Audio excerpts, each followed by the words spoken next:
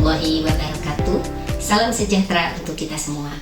Perkenalkan, saya Dr. Asmayawati MPD, dosen tetap Prodi Pendidikan Guru Pendidikan Anak Usia Dini, Fakultas Keguruan dan Ilmu Pendidikan Universitas Situs Jaya Banten.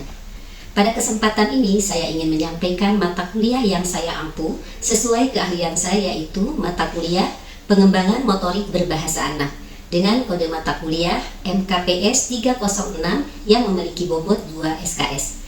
Saya merancang dan mengimplementasikan pembelajaran berdasarkan rencana pembelajaran semester yang mengacu pada capaian pembelajaran lulusan dan capaian pembelajaran mata kuliah. Mata kuliah ini membahas konsep pengembangan motorik dan bahasa anak, teori perkembangan motorik kasar, motorik halus, bahasa reseptif, bahasa ekspresif, dan literasi awal, serta hubungan koordinasi motorik terhadap kemampuan berbahasa anak. Meliputi juga strategi dan metode pengembangan motorik dan bahasa secara terpadu, dan evaluasi perkembangan motorik dan implikasinya melalui pendekatan pembelajaran berbasis proyek, STEAM, sentra, serta pembelajaran yang sesuai dengan kurikulum PAUD. Adapun media pembelajaran yang digunakan pada mata kuliah ini diantaranya adalah laptop, proyektor, beberapa buku dan sumber referensi lainnya baik yang bersifat nasional dan internasional yang mendukung terhadap mata kuliah pengembangan motorik berbahasa anak ini. Metode yang diterapkan dalam perkuliahan ini diantaranya melalui pendekatan student center learning dengan memadukan beberapa model pembelajaran seperti problem based learning, project based learning, diskusi kelompok, studi kasus, demonstrasi, microteaching, dan juga praktek langsung. Sedangkan dalam proses evaluasi pembelajaran, saya melakukan penilaian melalui keaktifan diskusi, penugasan individu, penugasan kelompok, presentasi, proyek pengembangan media, praktek microteaching, ujian tengah semester, dan ujian akhir semester. Sebagai bahan refleksi pembelajaran, pada akhir setiap topik, saya mengajak mahasiswa melakukan evaluasi terhadap proses pembelajaran melalui diskusi reflektif dan umpan balik, untuk memperbaiki strategi pembelajaran pada pertemuan berikutnya, baik dalam pemilihan metode, penyediaan media pembelajaran, maupun penguatan materi yang masih dianggap sulit oleh mahasiswa. Melalui proses pembelajaran yang terencana, partisipatif, berbasis teknologi, dan berorientasi pada capaian pembelajaran, saya berupaya menghasilkan lulusan yang memiliki kompetensi pedagogik, profesional, sosial, dan kepribadian sebagai calon pendidik PAUD yang mampu merancang, mengimplementasikan, dan mengevaluasi pembelajaran motorik berbahasa secara inovatif sesuai dengan kebutuhan perkembangan anak usia dini. Demikian pemaparan dari saya. Selanjutnya, inilah video microteaching dalam mata kuliah Pengembangan Motorik Berbahasa Anak. Bismillahirrahmanirrahim. Assalamualaikum warahmatullahi wabarakatuh. Waalaikumsalam warahmatullahi wabarakatuh. Alhamdulillah, senang sekali bisa berjumpa di pertemuan MK kita terkait pengembangan motorik berbahasa anak. Apa kabar semuanya? Alhamdulillah, luar biasa. Allahu Akbar. Yes. Insyaallah luar biasa ya untuk kita semua. Baik, sebelum kita awali perkuliahan hari ini, ada baiknya seperti biasa kita berbantu dengan melafalkan basmalah bersama-sama. Bismillahirrahmanirrahim.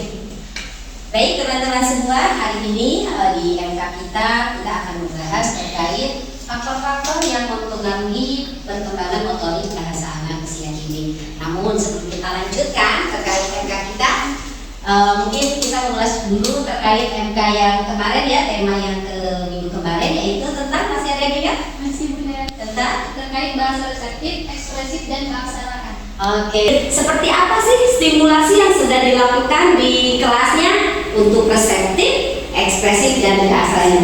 Ada yang bisa untuk menyampaikan? Oke, bisa di depan? Oke, silakan Mbak Yulis. Izin Bunda. Nah, kalau di sekolah pribadi saya itu kan ada yang namanya Smart TV. Nah, di situ kita mencontohkan reseptif itu dengan cara menonton bersama anak-anak. Nah, di situ kita menonton dongeng ataupun cerita. Nah, di situ juga kita bisa setelah menonton selesai kita bisa tanya jawab dengan anak-anak. Nah, di situ kita lihat anak-anak itu bisa berinteraksi dengan kita. Nah, untuk bahasa atau lisannya juga di situ kita bisa menjawab atau menjelaskan ke anak-anak. Nah, situ anak-anak juga bisa menjelaskan kembali apa yang mereka lihat di Smart TV tadi. Nah, selanjutnya ada juga yang tadi yang keaksaraan. Nah, kalau keaksaraan itu kita kebiasaan pakai flashcard ya atau kartu, karena di sekolah-sekolah itu kita selalu punya kartu. Nah, situ anak-anak lebih bisa interaksinya lebih cepat, karena itu kan kartu biasanya ada gambarnya, ada juga di bawahnya ada katanya. Nah, jadi kita lebih efisien itu mencontohkan ke anak-anak itu melalui flashcard. Oke, bedanya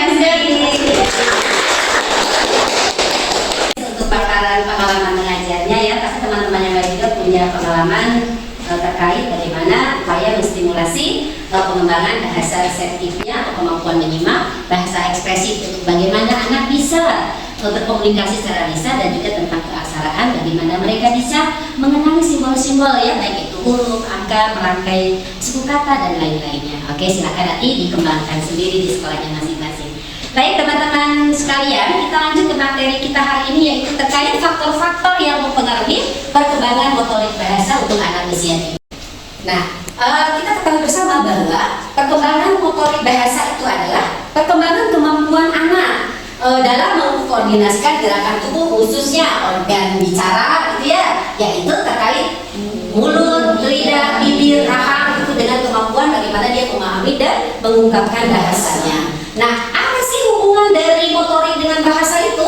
Nah, ternyata di motorik kasar itu bagaimana anak-anak bisa bereksplorasi dengan tubuhnya, gitu kan? Bagaimana mereka bergerak, berlari, gitu, jalan dan lain-lainnya. Nah, untuk motorik halus bagaimana kita bisa menstimulasi mereka untuk mendukung dalam kegiatan menulisnya, gitu ya, jadi kegiatan-kegiatan seperti itu. Nah, adapun motorik oral bagaimana mendukung kemampuan untuk berbicaranya serta bahasa berkembang melalui aktivitas gerak, bermain dan berinteraksi sosial. Nah, memang di perkembangan bahasa ini memang akan selalu terkait dengan aspek-aspek di perkembangan bahasa lainnya. Ya. Nah, ada beberapa faktor yang memang akan mempengaruhi perkembangan bahasa anak. Yang pertama adalah faktor internal. Satu, ada faktor genetik, di mana faktor ini sangat menentukan potensi dasar dari perkembangan, yaitu mempengaruhi kematangan dari sistem sarafnya. Ada juga faktor kesehatan fisik. Nah, pastinya di sini gizi yang baik juga ternyata akan mempengaruhi perkembangan motorik bahasanya, betul. Nah, untuk anak-anak yang mungkin terkendala memiliki penyakit yang dia ini kan gitu ya, nah itu pasti juga akan mengganggu aktivitas dari motoriknya dan juga kemampuan bahasanya. Tidak kalah pentingnya adalah kematangan neurologis, di mana perkembangan otak dan sistem saraf manusia itu memang sangat berpengaruh sekali, yaitu di kematangan neurologis, dan juga ada koordinasi dari otot di dalam tubuh anak. Iya, betul banget. Nah, yang perlu kita sikapi adalah kematangan dari otot ini adalah akan berlangsung secara bertahap. Jadi nanti masing-masing anak memiliki kemampuan atau tahap perkembangan yang berbeda, ya, sesuai dengan karakteristiknya. Nah, berikutnya adalah terkait temperamen anak. Nah, di sini salah satunya adalah anak yang aktif itu akan sangat banyak bereksplorasi. Nah, dia akan luar biasa ingin mengenali lingkungan di sekitarnya dan juga akan selalu ingin tahu, gitu ya. Nah, berikutnya adalah anak yang percaya diri. Nah, juga pasti akan sangat luar biasa di dalam perkembangannya. Nah, begitupun kalau anak yang kurang percaya diri, itu juga menjadi salah satu faktor penghambat untuk perkembangan bahasanya. Kira-kira nih teman-teman, apakah punya pengalaman di kelasnya mungkin yang sudah mengajar? Apakah ada yang memiliki faktor-faktor secara internal, misalnya baik itu dari faktor gizi, kesehatan, faktor sarafnya, atau mungkin dari temperamennya? Ada yang terkenal? Jadi dia itu perkembangan bahasanya itu kurang. Jadi dia itu tidak percaya diri untuk mengembangkan bahasa itu. Bagaimana cara mengatasinya? Oke, berarti di sekolahnya Teddy anaknya kurang bisa berkomunikasi. Oke, baik. Dalam aktivitas lingkungannya, apakah dia mau berteman dengan yang lain? Teman-teman kayak gimana ya, untuk ininya kayak kurang bahasanya gitu. Jadi kayak kurang percaya diri. Pemalu kelihatannya seperti itu. Kalau ditanya baru jawab. Iya, tapi dari bahasanya itu ya kurang jelas aja gitu. Oke. Ternyata ada kasus di teman kita, katanya si anaknya itu cenderung pendiam ya gitu ya. Jadi seolah kelihatannya sedikit gila ya. Oke deh. Ada yang bisa menjawab mungkin? Ada yang berbagi pengalaman bagaimana katanya solusinya? Ya. Oke, gimana Tegis? Menjawab ya Bunda. izin jawab. Yang saya tahu ya untuk cara mengatasinya, yang pertama beri dia apresiasi pujian. Jadi sering-sering dikasih pujian. Jadi saat anak melakukan sesuatu, misalnya dia mau bantu kita, dia bilang terima kasih buat kita, apresiasi. Jadi menumbuhkan anak rasa percaya dirinya tumbuh. Nah selanjutnya ajak anak berbicaranya secara kelompok kecil. Jadi jangan karena dia kan tidak percaya diri nih. Jadi kita bawanya ngomong berdua misalnya, gimana kabarnya seperti itu. Tadi pagi mandi sama siapa, sarapannya sama apa, sama siapa. Jadi kita dalam porsi kecil gitu, jangan teriak-teriak. Setelah kalau dia menjawab, oh makasih, dikasih apresiasi seperti itu. Ada lagi kita dengan cara untuk kalau di kelas itu kita dengan bernyanyi. Biasanya kalau nyanyi kan bareng-bareng. Nah dengan bernyanyi bisa melatih dia itu untuk perkembangan bahasanya. Oke, baik, terima kasih. Ya mungkin pasti banyak solusi ya. Salah satunya katanya mengajak anak untuk diajak di dalam kelompok kecil dulu itu agar si anak juga kepercayaan dirinya tumbuh, gitu, dilakukan pendekatan oleh gurunya dan lain-lainnya ya, didekatkan dengan anaknya mungkin dengan permainan-permainan tadi ya. Oke, luar biasa. Nah, berikutnya teman-teman, ada faktor lain juga selain tadi faktor internal, ada faktor eksternal. Nah, di faktor eksternal ini ternyata ada salah satu faktor ya yang mungkin di sekarang kita berada, yaitu di lingkungan PAUD. Nah, kira-kira di lingkungan PAUD yang sudah kita lakukan di dalam kesehariannya, stimulasi apa gitu, atau kasus-kasus apa yang memang sangat mempengaruhi perkembangan motor bahasa anak, atau apa yang sudah dilakukan oleh kita sebagai guru dalam upaya meningkatkan kemampuannya. Ada faktor yang sangat penting diantaranya untuk para calon-calon guru di mahasiswa ini, bagaimana peran guru dalam upaya meningkatkan stimulasi terkait perkembangan motorik dan bahasanya. Sejauh apa urgensinya peran guru di dalam meningkatkan hal tersebut? Sangat penting kan? Atau kembali ke orang tua yang lebih banyak di rumah atau bagaimana? Ya, untuk kita sebagai guru untuk perkembangan bahasa itu sangat penting mengajarkan anak. Selain karena kan untuk orang tua juga kan kita juga harus kerjasama sama orang tua juga, gitu. Bagaimana cara stimulasi anak, mengajarkan anak seperti apa untuk perkembangan bahasanya. Sering diajak ngobrol mama, diajak cerita sebelum tidur. Biasanya untuk di sekolah itu kita lebih ke bermain drama, itu sangat sangat efektif. Iya, efektif untuk perkembangan bahasa anak. Seperti itu saya cerita. Anak di dalam pengembangan bahasa dan motorik seperti apa? Melalui apa saja? Itu dengan tanya. Oke, gimana? Yang pertama itu biasanya untuk anak-anak PAUD itu kita prakteknya itu bernyanyi. Jadi karena memang bernyanyi itu menyenangkan, jadi anak-anak itu bisa melatih perkembangan bahasa, terus seperti bercerita, tanya jawab gitu. Kita juga menumbuhkan perkembangan bahasa anak itu jadi lebih efisien gitu. Oke, berarti melalui aktivitas bernyanyi dan cerita gitu. Oke, baik. Teman-teman, faktor lainnya yang memang sangat luar biasa di dalam mendukung perkembangan motorik bahasa anak yaitu adalah faktor pendidikan dan lingkungan belajar. Nah, sebagai calon guru PAUD dan juga yang sedang mengajar di PAUD, ini pastinya udah tidak asing lagi ya. Nah, di lingkungan PAUD kira-kira yang sudah kita fasilitasi di dalam meningkatkan stimulasi kepada anak, khususnya di kemampuan motorik halusnya, apa saja yang dilakukan? Saya tunjuk, teman-teman jawab tapi tidak boleh sama, oke? Melalui apa? Project, Injer pen, bermain Play-Doh, Membunyikan lingkar. oh baiklah, bermain peran, mewarnai, menyusun balo, bermain dengan hati, oke, pinjam lighting, injer pen, pinjam pensil dan menggunting dan melipat juga. oke, menempel, luar biasa. Ya, memang itulah ya, banyak sekali hal-hal yang sudah kita lakukan. Nah, kira-kira nih kalau untuk di lingkungan PAUD, apakah PAUD kita sudah maksimal di dalam memfasilitasi untuk mendukung perkembangan motorik bahasa? Ayo, apakah sudah? Silakan. Atau harapan teman-teman saat nanti mengajar ingin seperti apa sih fasilitas di sekolahnya? Ya? Ya, ini juga karena di sekolah saya dulu memang ada smart TV. Nah, kalau kita itu untuk kegiatan faktor apa namanya bahasa, kan kita biasanya bercerita, ngobrol. Terus kalau untuk harapannya, ya disegerakan semoga dari pihak sekolah kita di pemerintah semoga difasilitasi dengan baik, entah itu dari mulai kegiatan belajar, terus APE atau yang lainnya juga. Harapannya sih seperti itu. Oke, baik. Kira-kira orang tua harus apa nih dalam upaya memberikan faktor-faktor yang mendukung, malah bukan yang negatifnya ya, tapi positifnya. Harus seperti apa kira-kira lingkungan rumahnya? Yang tadi sama ya jelasin untuk perkembangan untuk di rumah itu biasanya dia sendiri komunikasi sama orang tuanya itu lebih sering diajak ngobrol sama diajak bercerita. Contoh kecilnya aja mah kayak mau tidur kita tanya tadi ada aktivitas hari ini apa aja, seperti itu dilakukannya apa aja. Selain itu juga selain itu biasanya suka nanya di rumah main nggak sama teman-teman lingkungan rumahnya. Atau kalau misalnya biasa kalau di kampung ada ngaji malam itu loh pun, nah habis maghrib suka ngaji nggak sama teman-teman di lingkungannya, seperti itu biasanya kalau di rumah.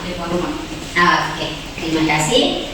Ya, betul sekali ya, memang menyenangkan. Nah, jadi pembelajaran baik itu di sekolah dan juga di rumah itu terkait di dalam upaya meningkatkan perkembangan ini adalah harus mengacu kepada prinsip menyenangkan sesuai dengan di PAUD bahwa harus melalui bermain. Iya. Nah, berikutnya harus sesuai dengan tahap perkembangannya.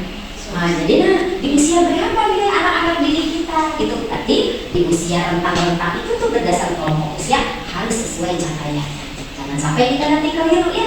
Untuk anak yang usia kelompok A itu pasti berbeda capaian. Berarti harus sesuai usia perkembangan. Dan juga harus konsisten. Artinya konsisten? Terus betul. Jadi kalau pembelajaran kepada anak itu harus konsisten.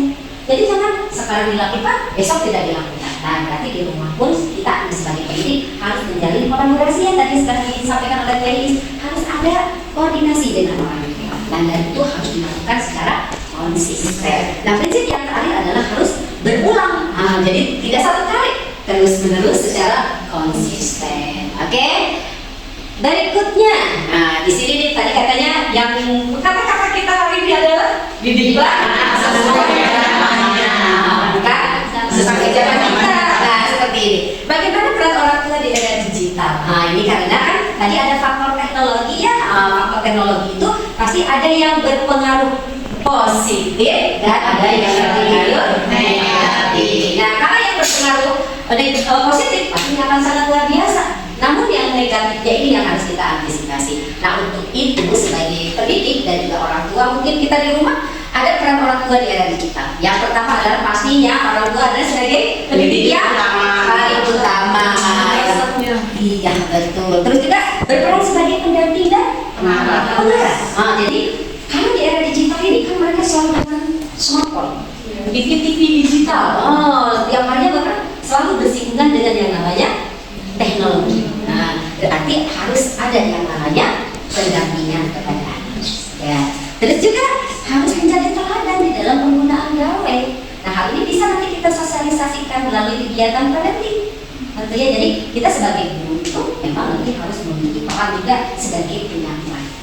Nah, jadi dilakukan parenting. Bagaimana upaya orang tua menjadi teladan di dalam penggunaan gawainya, gitu ya. Dan juga tidak kalah pentingnya adalah mengajak dialog dengan apa yang tadi kamu lihat, gitu ya, apa yang tadi kamu tonton, apa harapanmu, apa yang kamu rasakan. Nah dari dialog-dialog itu otomatis anak akan terstimulasi untuk perkembangan bahasanya gitu. Atau mungkin pada saat dia menonton video harus bertepuk tangan, harus bagaimana dia menggoyangkan tangannya dan lainnya, itu kita lakukan di sekolah seperti itu juga pastinya ya. Baik teman-teman. Berikutnya adalah manfaat teknologi. Di sini bagaimana kita sebagai pendidik, ya baik itu sebagai guru di sekolah, berupaya memanfaatkan teknologi yang ada. Jadi untuk mereka yang sekolah-sekolahnya sudah memiliki media-media tersebut, memang akan sangat luar biasa juga digunakan. Nah, diantaranya manfaat teknologi yang bisa digunakan secara tepat itu apa sih manfaatnya? Yang pertama adalah untuk menambah kosakata. Gitu. Jadi tadi dengan melalui pendampingan kita lakukan tanya jawab, bagaimana bisa mereka mengungkapkan, otomatis kosakatanya pasti akan bertambah. Ya. Nah berikutnya adalah melatih kemampuan menyimak. Tadi seperti tadi, saat diberikan suatu video pembelajaran, cerita atau mendongeng, kisah Nabi dan lain-lainnya, saat dia melihat, mengamati, itu artinya sedang melatih kemampuan motoriknya, motorik dan juga bahasanya, yaitu bahasa reseptif. Ya, nah itu bagaimana dia menyimak, memahami. Namun dari mana kita tahu bahwa si anak itu sedang menyimak video yang kita berikan? Dari mana kita tahu si anak? Apakah dia hanya bengong saja atau betul-betul menyimak? Dari mana kita tahu? Jawab. Jawab, betul. Jangan sampai anak dia bisa saja menyimak ternyata. Jadi kita perlu melakukan. Nah juga kita bagaimana pemanfaatan media digital itu biasanya lebih menarik, itu tidak sih? Kira-kira nih di sekolah sebagai guru, saat kita memberikan pilihan kepada anak, ini secara jujur-jujur aja ya teman-teman ya, apakah mereka lebih suka misalnya membaca buku yang handbook gitu ya, ataukah melalui tontonan? Melalui tontonan, tapi bukan berarti tidak dikenalkan ya, tetapi itu harus dikenalkan. Tapi memang tanpa bisa kita pungkiri, mereka lebih menyukai yang namanya media-media berbasis digital, seperti itu. Jadi memang harus kita seimbangkan. Terus juga media digital ini bisa kita jadikan sebagai sarana diskusi untuk anak. Jadi pasti akan melatih kemampuan bahasanya, bahasa apa? Reseptif atau ekspresif? Ekspresif. Nah sekarang tolong disimaknya, saya ada punya video yang nanti tolong dikomentari apakah sudah dilakukan, apakah tidak, apakah perlu tidak dan lainnya. Saya minta sarannya dari teman-teman, minta masukannya ya. Oke, kita tonton bersama. Belajar membaca 2 kata bersama Syifa Salsa. Yuk kita mulai. Baba, menuju, baju, baju. Ibu, aku, buku, buku.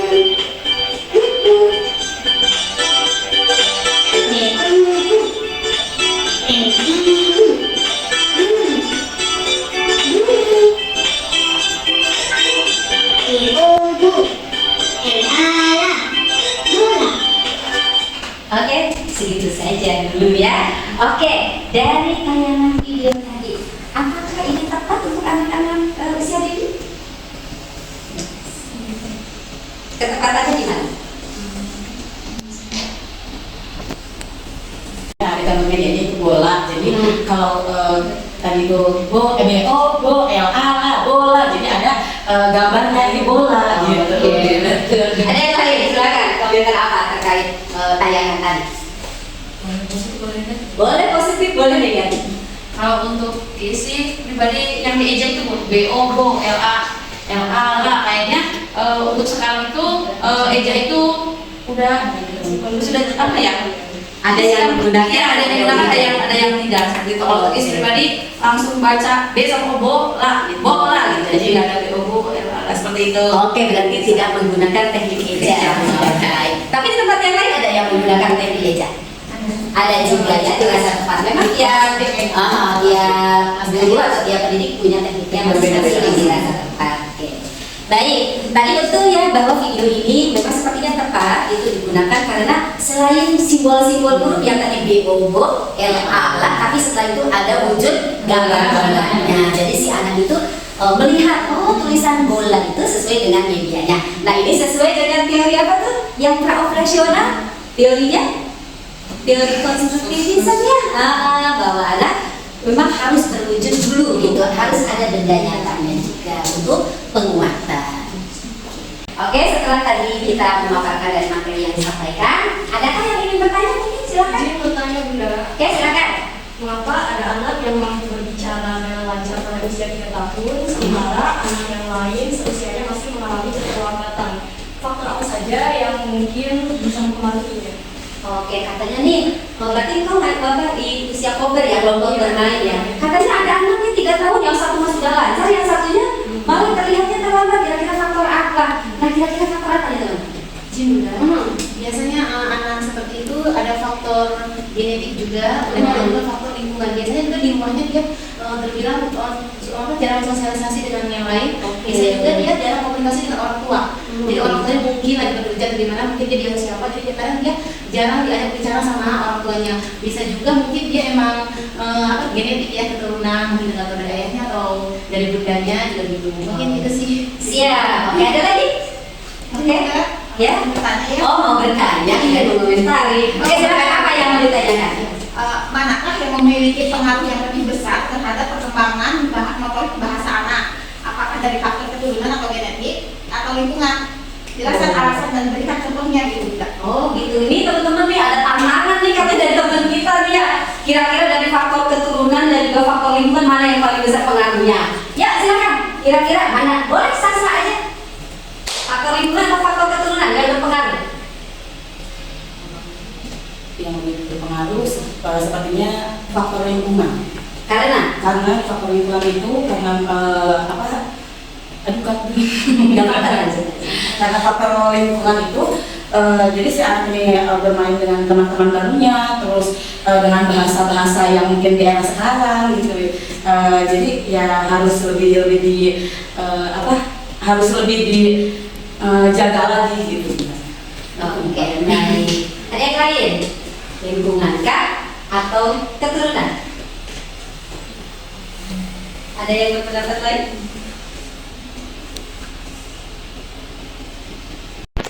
Oke, baik. Pertanyaan dari saya nih ya, tadi kasus nih. Bagaimana dampak penggunaan gawai, baik itu smartphone ataupun HP dan tablet terhadap perkembangan motorik bahasa anak? Itu satu pertanyaan. Kasusnya adalah saat anak-anak tidak bisa lepas dari yang namanya HP, kira-kira bagaimana nih solusinya? Itu misalnya si anak di sekolah ingin bawa HP ibunya, kira-kira bagaimana tindakan sebagai ibu Pak? Oke, itu ya. Ya, silakan. Adakah yang ingin menjawab, memberikan solusi? Oke. Apa itu? Untuk mengatasinya, kalau cara mengatasi anak yang yang ketergantungan sama handphone sampai mau ke sekolah, di handphone itu kan pasti menarik. Jadi kita buat lebih menarik dari handphone, permainan yang lebih menarik dari handphone. Cara mengatasinya seperti itu. Strategi dulu ya. Strategi dulu. Jadi buat lebih menyenangkan dari handphone bermain. Kalau untuk di rumah, orang tua jangan hanya bilang lepasin handphonenya, tapi cari kegiatan anak yang lebih menyenangkan dari handphone. Jadi bukan cuma untuk bilang jangan main handphone, tapi harus dialihkan ke kegiatan positif lainnya. Gitu. Oke, luar biasa. Ada lagi? Dari yang lain? Ya. Nah, untuk masalah dampak smartphone ya, untuk motor atau bahasa, itu biasanya kalau anak contohnya tanpa ada pantauan kita, jadi itu anak itu video, atau artinya tidak berbahasa atau tidak ada kosakata juga. Misalnya yang kayak apa tuh, apa yang itu kan termasuk tuh. Jadi si anak itu tidak bisa fokus tapi tidak ada pembelajaran atau kemasukan kosakata yang dia terima. Nah, untuk solusinya itu untuk terlepas dari HP atau tontonan anak, kita libatkan untuk kegiatan kita pribadi, terutama misalnya untuk yang SD khususnya, yuk kita main atau kita kegiatan cuma ada yang beresin kasur atau bantal, itu juga sama kan untuk melatih komunikasi, bahasa juga, jadi dari situ juga udah bisa mengalihkan dari genggaman. Oke, terima kasih. Tepuk tangan buat kita semua. Oke, terima kasih luar biasa ya. Jadi kesimpulan kita untuk hari ini adalah faktor-faktor di dalam perkembangan bahasa ini kan pasti pengaruhnya ada yang positif dan juga ada yang negatif. Nah, untuk meminimalisirnya itu yang mungkin kita perlu cari solusi-solusinya. Ada faktor internal, ada faktor eksternal, dan juga kita bisa memanfaatkan lingkungan di sekitar sebagai upaya di dalam mendukung perkembangan stimulasi kepada perkembangan motorik bahasa anak ini, dan juga perlu dilakukan strategi-strategi yang tepat untuk meningkatkan hal tersebut. Terima kasih untuk hari ini. Namun untuk pertemuan berikutnya kita nanti akan membahas tentang perkembangan motorik bahasa ini untuk anak-anak yang berkebutuhan khusus. Nah, tugas kalian adalah jika kalian melihat atau mengalami di sekolahnya mungkin ada kasus-kasus anak yang berkebutuhan khusus, baik itu mungkin secara fisiknya ataupun secara neurologi dan lainnya, saatnya nanti silakan saja disampaikan. Kita sama-sama belajar menganalisis terkait anak-anak yang berkebutuhan khusus untuk perkembangan motorik dan bahasanya. Oke, terima kasih. hari ini kita cukupkan pertemuan ini dengan sama-sama melafazkan hamdalah. Alhamdulillah. Luar biasa untuk kalian semua, bos. Demikian keseluruhan video micro teaching saya dalam mata kuliah pengembangan motorik berbahasa anak. Terima kasih atas perhatiannya. Salam sehat penuh semangat. Assalamualaikum warahmatullahi wabarakatuh.